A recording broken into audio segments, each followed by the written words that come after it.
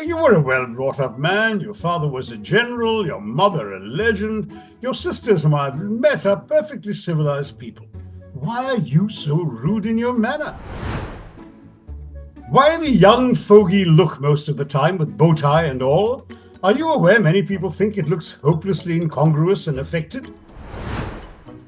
Go Why back do to you your original interrupt question. all the time, even when the interviewee is in the middle of making his point? I hope you've noticed I've done a Karan Thapar to you and interrupted you 3 times. Hi, I'm Karan Thapar. Over the last few years, I hope you've been watching my program, The Interview on the Wire.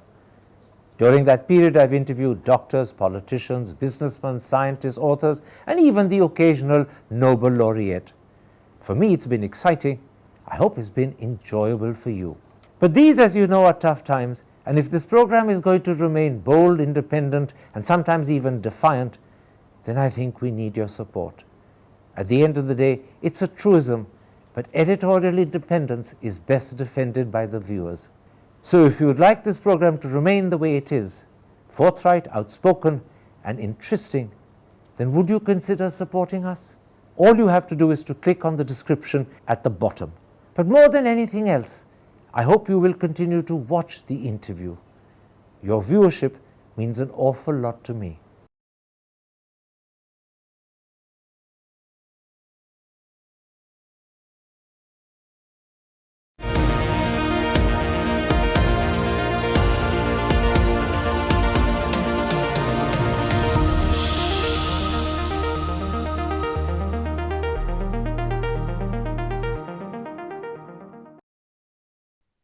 Hello, I'm not Karan Thapar, but welcome to a special interview for The Wire.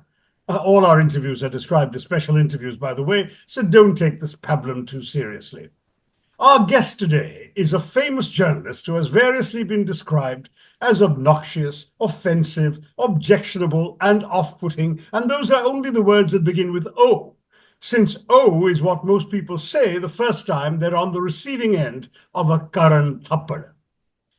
His interviews have been exciting for him, enjoyable for the sadists in the audience, and deeply unsettling to many of his victims, I mean interviewees. But if this program is going to remain bold, independent, and dare I say, deliciously unpleasant, then Karan is going to need some of his own medicine, and I'm going to need your support. At the end of the day, it's a truism that editorial independence is best guaranteed by the interviewee's submission. And that's why I have consented to question him in today's revenge interview, my opportunity to put him in the hot seat where he usually likes to watch others squirm. Enjoy. Well, this is about you, Karan, so first things first. Why the young fogey look most of the time with bow tie and all? Are you aware many people think it looks hopelessly incongruous and affected? Of course, I'm aware of that, Shashi, but I don't really worry about what people think about the way I dress. If I were to be so conscious of what others think of me, I'd be paralyzed. I know you pay a lot more attention to how people regard you, your attire, your language, your behavior. I really don't care what people think because, frankly, I want to be myself. I want to be my own person. You were a well-brought-up man. Your father was a general, your mother a legend. Your sisters whom I've met are perfectly civilized people. Why are you so rude in your manner? Were you a bully at Doon School? I wouldn't say I'm rude, although I do accept that a lot of people think I Or am. worse still, were you bullied at Doon School and are you using television as a means to exact your revenge? No, I wasn't bullied at school at all. I was, to be honest, often treated rather kindly and gently, so I can't claim to have been bullied at school. But just to go Why back do to you your original interrupt question, all the time, even when the interviewee is in the middle of making his point? I hope you've noticed I've done a Karan Thapar to you and interrupted you 3 times. you But have that's indeed. exactly You've what asked you me three questions and you haven't let me complete the answer to any one of them. But when you're ready, welcome you to know the which one club, you want Karan. me This to is what reply you do to. to all of us. Well, I don't think I'm rude, but I am assertive. I am firm. I do, when I ask a question, believe that I have a duty to the audience to obtain a credible, sensible answer. Otherwise, why would the audience waste their time listening to an interview if the man who's asking the questions doesn't persist and get an answer? So it's a courtesy to your audience when you ask a question that you persist in getting So an you answer. claim that your interruptions are in the interest of clarifying things for the listeners. But have you ever taken the trouble to read the comments on your interviews on YouTube? They run about 9 to 1 against your interruptions. Yes, indeed, because a lot of people misunderstand interruptions. The truth of the matter is there are three types of reasons why I interrupt. Firstly, I interrupt because someone is actually deliberately prevaricating and not answering. In an interview that is bound and limited by a certain time frame, when people deliberately prevaricate, they're simply taking up time and not answering, and that's a discourtesy to the audience if you allow that to continue. The second reason I interrupt is because someone has said something that is not clear. You need to ensure that clarity is made available to the audience. That's the second reason for interrupting. And the third is a very simple one. Sometimes in an animated conversation, two people can get so excited at the way they're talking to each other that they end up overlapping. Those really sound like interruptions, but they're not interruptions. They're the excited way in which people speak when they're talking together in an animated sort of way. But why do you put your words into your interviewees' mouths? You're always saying things like, do you mean to say? In other words, you're saying, and so on. And then your headline news release uses your preferred choice of words as your interviewee's statement. Is this fair? No, because when I say to people, do you mean to say, I'm clarifying what they're sometimes not able to clarify themselves. Quite often, people in the middle of a conversation make a point, but it's not completely clear what they're saying. It can have two or three different meanings, and you put the one meaning that you think is perhaps the meaning they intend back to them for clarification. It's a way of clarifying, not, by the way, putting words in their mouth. I would only quote them if they repeat those words and thus make it their own. But that often doesn't happen, and therefore I don't quote them. Do you have a point of view then in advance of all your interviews? Do you already know what you want out of the interview, what you want the story to be? Are you steering your subject towards a preordained outcome? No, I don't have a point of view before the interview, but like any other human being, I do have a point of view. I do know what I would like to hear. I do know what I am likely to hear, which may be different to what I would like to hear. I also know that there are times when people say things which they don't actually mean. People have the capacity to not just prevaricate, but a capacity to deflect an answer wrongly, deliberately sometimes, unintentionally on other occasions. So, yes, when you ask for clarification, you're simply cutting through the cobweb of the answer that you've got, which looks prima But this facie business of unclear. what you would like to hear them say, again, is precisely the point that you are already steering them towards something you want to hear. Why are you badgering your subjects all the time to say something they might not otherwise I'm want? not badgering my subjects to say something they don't want to say because a lot of people don't say what they don't want to say. People are not malleable, Shashi. You seem to have the impression that guests sit in my hands like putty and I can mold them to any shape that I wish to make. That is not true.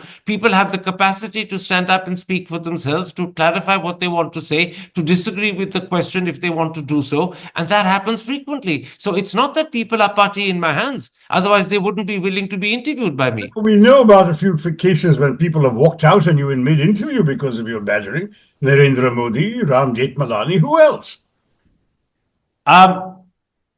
A couple of times in interviews that we did, Kapil Sibal stopped halfway through. But on every single such occasion when he was the minister, he resumed the interview, having apologized for having stopped it.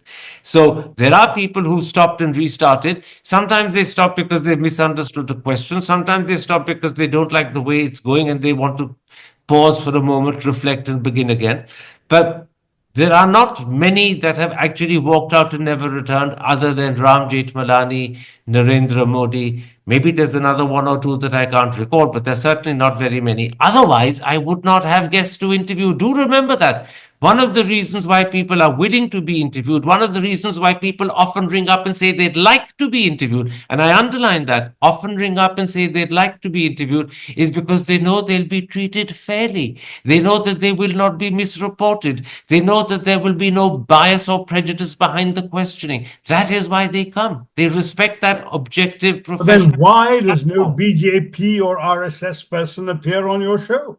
Because Do they they ban deliberately you? decided to boycott me. That's not to do with the fact that they don't think Karan will be fair and honest and objective. It's because they believe, and it's not the RSS so much as the BJP, that they are under instructions from former and present party presidents not to appear on my program. That has been Why do you made think that is, perfectly clear Karan? Do in they my think book. you're At unfair? great length, I've written about it. I'm going to finish this answer. At great length, I've written about it in my book. That's not a story that's been hidden from anyone. Mm-hmm. But And do, therefore, do you care that there might be a ban on you or a boycott of you? oh, of course I care. Of course I care. No interviewer likes to be banned, and a person who makes a profession interviewing politicians would like to be available to interview politicians of all stripes, all hues, all colors. But when a particular party decides that they're going to boycott you, it is hurtful, it is irritating, it is unfortunate, all three, but it's not something I can do anything about. Does it bother you that Narendra Modi has never met you on or off camera since the fiasco of your interview? I don't know what you mean by the word bother. It is something I'm well aware of. Uh, he has probably met journalists more often than he's met me in the last 15 years or 17 years since that interview happened. But when you say bother, is it something that disturbs and perturbs and worries me? No, not particularly. I've got used to it. I'm accustomed to it. I would prefer to be able to meet the Prime Minister and interview him. That is what my job professionally would require. And I think he would benefit from such interviews. I think politicians benefit from assertive, tough, professional interviews, objective interviews. They may not always go the way the politician wants, but the reason why politicians accept to do them is because all over the world they realize that when they handle such interviews properly, adequately, effectively, they emerge in a shining halo and light. That is why they do it. And when Mr. Modi denies himself that opportunity, he's also denying himself the opportunity to look good. But with hindsight, is there something you would have done differently with Mr. Modi so that you wouldn't have ended up in the situation you have today with him? I'm pausing before I answer that question, but I think the honest answer is no. And I'm deliberately pausing because I don't want to rush to say that even with hindsight, I wouldn't have changed the way I asked that question or the way I phrased the question, both the tone and the language. But I think on reflection, I wouldn't. I think what offended Mr. Modi was the fact that in my question, I said to him, the India Today magazine and the Rajiv Gandhi Foundation consider you the best chief minister in the country, but 140 million Muslims look upon you as a mass murderer. That phrase, mass murderer, no doubt riled him. Precisely, wouldn't it rile anybody, Karan, to be called a mass murderer on national television? Not called, but told that 140 million Muslims consider him a mass murderer. The two are slightly different, as you All right, acknowledge. how about if you had... Let me finish, because you asked the question, and I think it's important that you should let me finish. I'll use that line on you one day. The reason Let me finish, Karan. You asked a question. I'm trying to answer it. All right, go ahead. The reason I use that phrase is because the honest truth is 140 million Muslims, which is what the population was at the time in 2007, probably did think of him in precisely those words. When they talk about him amongst themselves, that is precisely how they do it. Therefore, to have used a euphemism instead would not only have been deceptive and misleading, but it wouldn't have been conveying the truth of the feeling that Muslims have for him. And on reflection, I said, A, I need to tell him the truth to his face, and B, he's a politician. He needs to face up to it. He may not like it, that's another matter, but he must learn to live with it. And so for both those reasons, I said, on reflection, I will use that phrase. And do I today regret doing so? No, I don't. Karan, you say you don't regret the tone, you don't regret the phrasing, you don't even regret any aspect of the question, but do you at least regret having begun on that wrong note and lost the interview within a minute or two or three or whatever it was of your starting? Or do you think you could have led up to it more gently and got about a 20 minutes worth of conversation out of him before you sucked him in this manner? Well, there are, I think, two answers to that. The first is the one that you've hinted at in your question, that a softer start to the interview would have given me 10 or 15 minutes of interview under my belt before I, as you say, socked him with that question. And therefore, I would have at least had 10 or 15 minutes before he interrupted and walked out. But there is a second answer. Mr. Modi is a very intelligent man. He would have known that this sort of question was coming. It would have hung like a sort of Damocles over the interview. It would have added to the tension. It would have made it a fraught atmosphere. He would have been anticipating it all the while. Therefore, I thought to myself that the sensible thing to do is to ask the question quickly, get it out of the way, clear the air, and then go on to other things. You could choose to do it either way. I chose deliberately to do it this way. And you don't think it was the wrong choice, because clearly you ended up with a 3-minute interview when you might have had 30. I might have had 15, perhaps, but I doubt if we'd have gone all the way further. Whenever that question was asked, it would have resulted in the same outcome. All right. Is it a problem that you had or reportedly had better relations with Benazir Bhutto than with any Indian political leader you interviewed? Now, that's not true. I think I had as good relations, if not better, with Rajiv Gandhi, who was Prime Minister. He gave me several interviews, I think 3 or 4 during the 4 months that he was alive after the launch of Eyewitness and before his death. So to say that I had better relations with Benazir Bhutto than Rajiv Gandhi would be mistaken and wrong. And secondly, when Rajiv Gandhi first visited Pakistan, because he knew of my relationship with Benazir, and I happened to be in India on holiday at the time, he specifically asked if I would meet him and brief him about Benazir. And also he specifically asked if I would brief her in turn about him, which I readily and happily and willingly agreed to do. Fascinating. All right. Well, that's a good thing. And I suppose that it's one of the unsung things that journalists are able to do because of their access to various kinds of people. But in this particular context, are you aware of the allegation that you have a too special Pakistan connection, that the allegation that you often presented their point of view on Indian media? I think that allegation is unfounded. To the extent it's made by people like Swapan Das Gupta and the BJP. I'm surprised to hear it from you. But thirdly, I didn't say it's my allegation. I think I'm getting you to answer everyone's allegations. I never present the Pakistani point of view, because to present a point of view, you have to be the interviewee. I am the interviewer. As an interviewer, I ask questions, and those questions don't present anyone's point of view, but they do certainly assertively and probingly dig into the subject that I'm questioning. Well, pretty much every Pakistani High Commissioner in India has appeared on your show and been given an opportunity to present their point of view, which is obviously the Pakistani point of view. And so pretty much every single Pakistani High Commissioner, when he's appeared on my show, has been given an extremely tough time. Many have squirmed. Many have not liked it. Several of them, after the interview were over, were a little upset about it. But because I knew that they would be upset, I made a point after the interview was successfully completed of assuring them that there was no personal ill will behind the question. So yes, many Pakistani High Commissioners have appeared on my show, and I assure you other journalists would have liked to have had as many on their shows if they could have had them as well. But they've all been given an extremely tough time.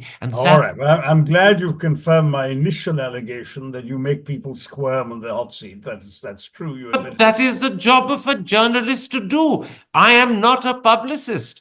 My job when I interview Shashi Tharoor, particularly if I'm interviewing the politician as opposed to the author or the historian, is to give him a tough time.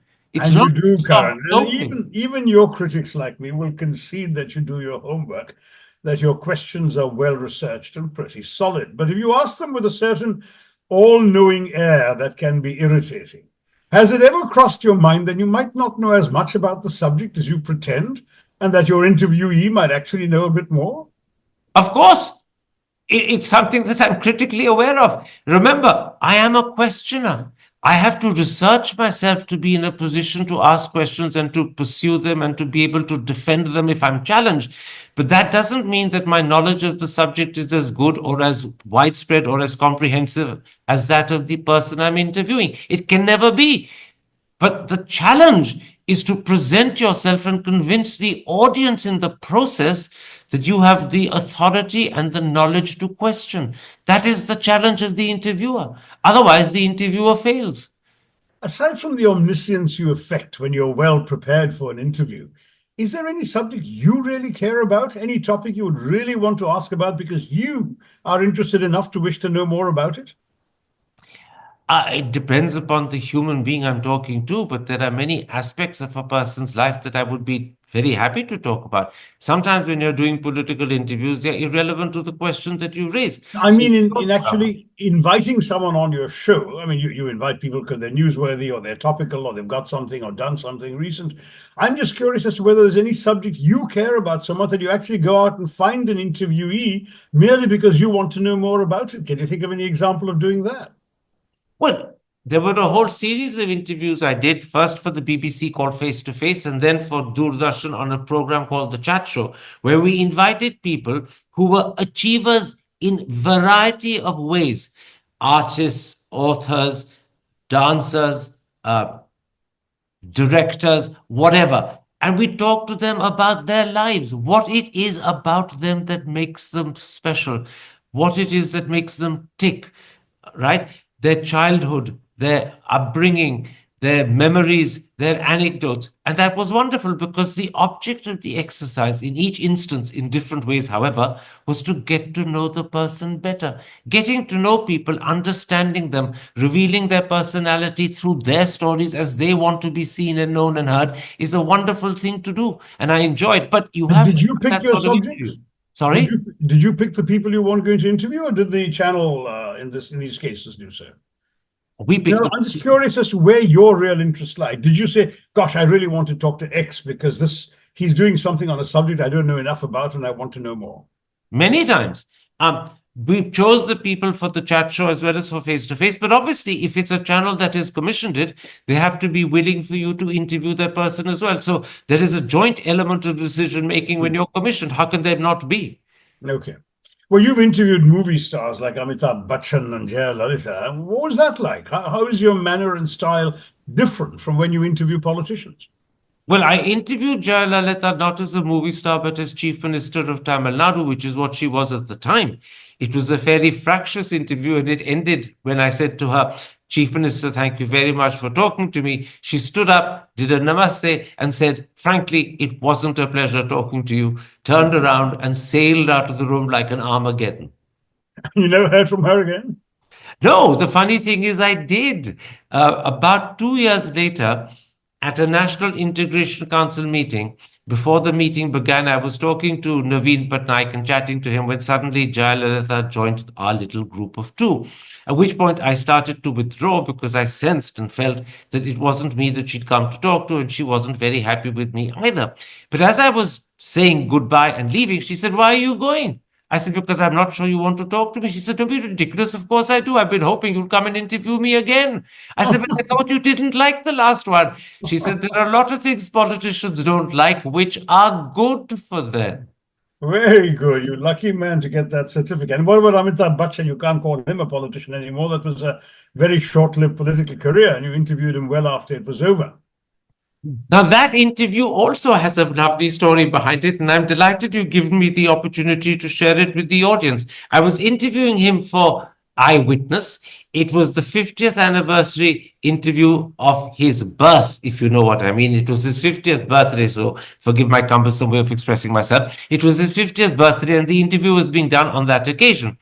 During one of the tape changes, because we used to use equipment like high band in those days, and every 15 minutes you had to change tapes, began telling me a story about Warren Beatty and how he'd watched an interview that Beatty had given someone or the other, where Warren Beatty was asked about the women in his life and how many women he'd slept with, and stories were put to him for confirmation or denial about affairs that he was alleged to have had. And I said to myself, this is a bizarre subject to raise in the middle of a tape change. Am I being given a hint? Is this a way of saying to me that when the interview resumes, do something similar? So when the interview resumed, that is precisely what I did. I said, "You've just told me the story about Warren Beatty. Let me take a leaf out of your book and ask you, have you had an affair with other women who you are not married to?" And he was sitting beside his wife, Jaya Bachchan, who was listening to the interview and was being interviewed as well because it was a double bill. And he said, no. Now, I hadn't researched the subject, and I don't know an awful lot about the allegations surrounding his love life, but I asked him, I said, what about Rekha? Oh, and I named another person who I can't recall now. And he Parveen denied that. Babi, I think, was the other one, wasn't it? Maybe it was Praveen Babi. And he took it in his stride at the time and he denied it. And I then turned to Jai and I said, do you believe your husband? And she said, I always believe my husband. But later, when the interview was over, he insisted that the crew and I have lunch with him, which we did, but then proceeded to lose his temper on his wife. She asked him if he would have rice, and he said, you know, I don't like rice. I'm waiting for a roti. She said, but the rotis are just coming. Why don't you have a bit of rice to start with? And he lost his temper.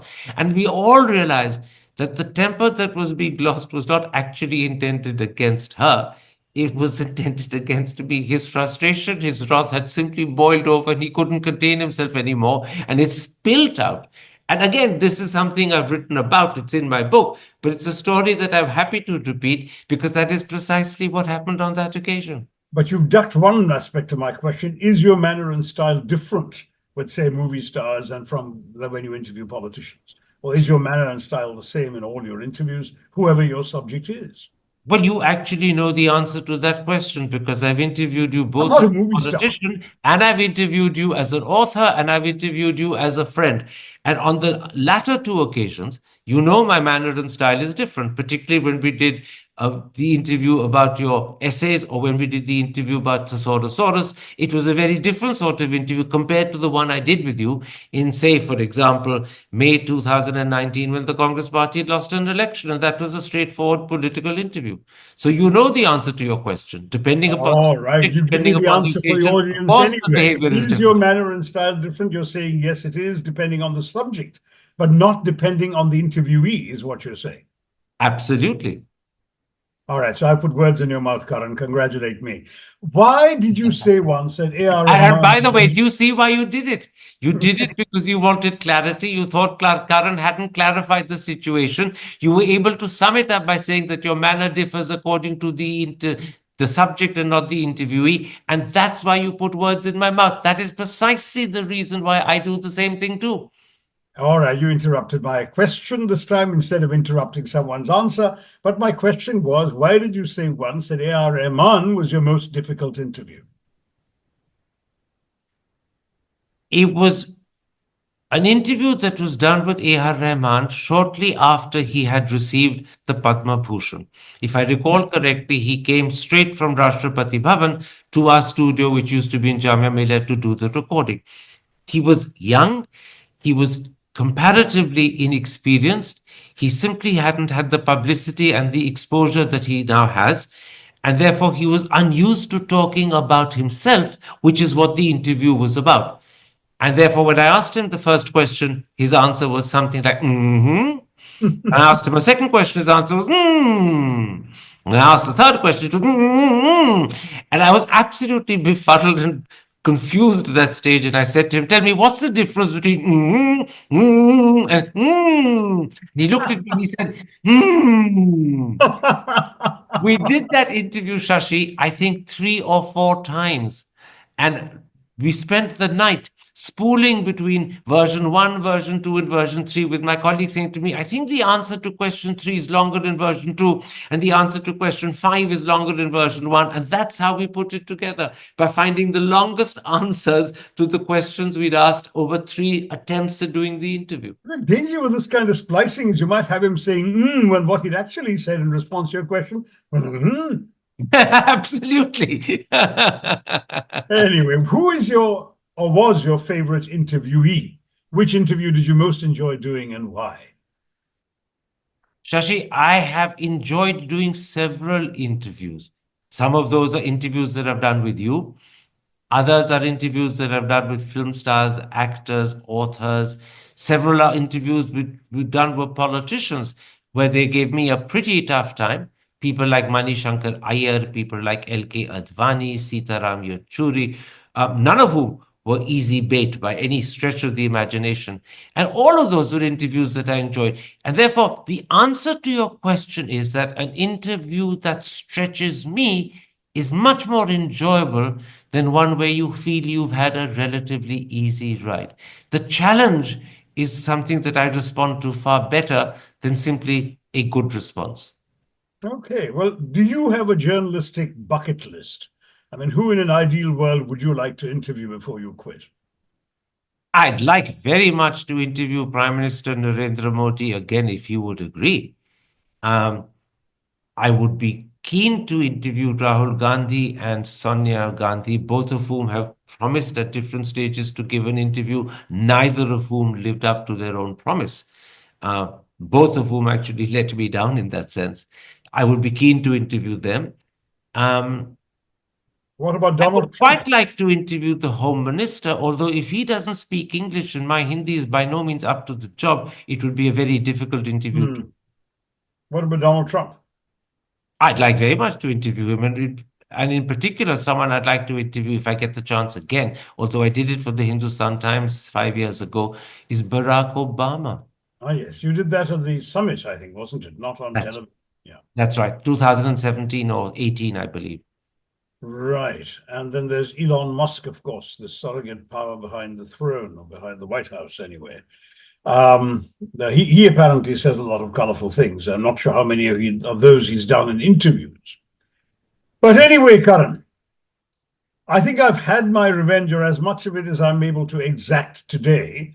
Thank you for your answers, and thank you for fronting up very nobly to all the offensive things I said. But that I had to, because the idea was to unsettle you, as you like unsettling your interviewers. You weren't terribly unsettled, so well done. And good luck with the rest of your shows for The Wire. Thank you very much indeed, Shashi. It was a pleasure to talk to you, and we must do this sort of thing again. I have to tell you, it's great fun being interviewed by you. Oh, I'm glad you enjoyed it. Thank you very much. I won't do a Jay Lalitha to you and say I didn't. I did enjoy it too. Thank you all very much for listening. All the best. Bye, Karan. Bye-bye, Shashi. Thank you very much indeed. Hi, I'm Karan Thapar. Over the last few years, I hope you've been watching my program, The Interview on the Wire. During that period, I've interviewed doctors, politicians, businessmen, scientists, authors, and even the occasional Nobel laureate. For me, it's been exciting. I hope it's been enjoyable for you. But these, as you know, are tough times, and if this program is going to remain bold, independent, and sometimes even defiant, then I think we need your support. At the end of the day, it's a truism, but editorial independence is best defended by the viewers. So if you would like this program to remain the way it is, forthright, outspoken, and interesting, then would you consider supporting us? All you have to do is to click on the description at the bottom. But more than anything else, I hope you will continue to watch The Interview. Your viewership means an awful lot to me.